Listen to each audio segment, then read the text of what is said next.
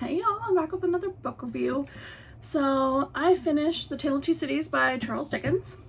As you can see, this is a very old copy. This is actually the one I used in high school when I read it the first time. And I don't think I finished it. Like, look, my old bookmark, everything, I left it in there because I was like, how far did I actually get? I only got about halfway the first time I read it.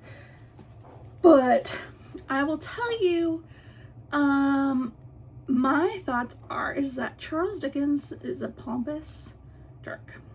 He definitely just feels very full of himself the whole time you read it. Now, I was talking to my mom about it, and she loves all of the creative literacy and the fact that he has the longest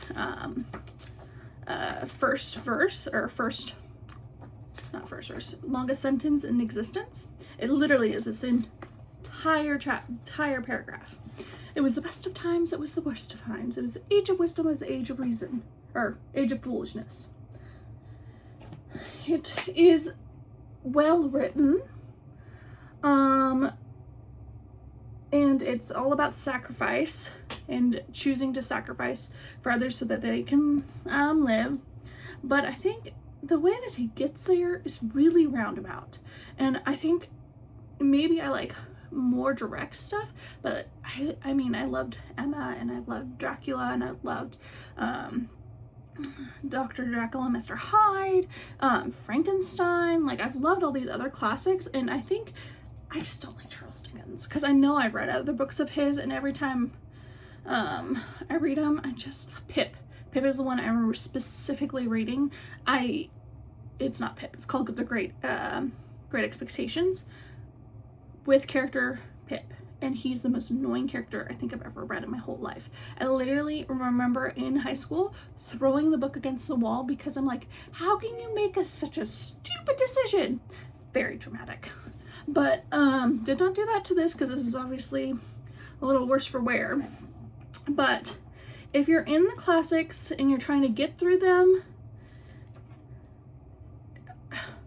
save this towards the middle so that you're not downtrodden, because it's very sad. It's very sad, very depressing, I mean, it does have a very good end and hopeful but it also has a very sad end too. It has both ends. And so I'm like, if I was a sadder person, I probably couldn't have finished it at this time. Like, right now I'm great, but sometimes in the past when I've had sad moments, I'm glad I wasn't reading this, because this just, I mean, even though there's hope and everything like that,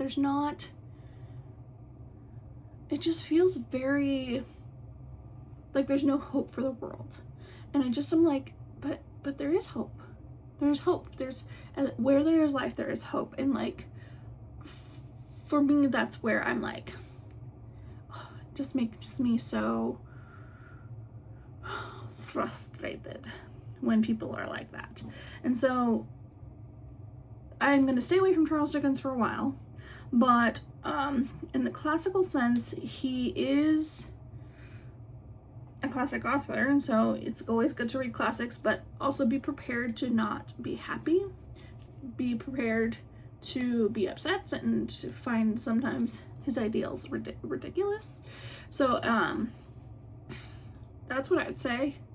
If you're going on a classic trend, great classic to read, but if you don't like being on classics, don't read it unless you have to, or if you're like really motivated to get through some classics, because it's gonna be a hot minute before I pick up another Charles Dickens, I will tell you right now. But yeah, I hope you all enjoyed this review, and you all have a good day.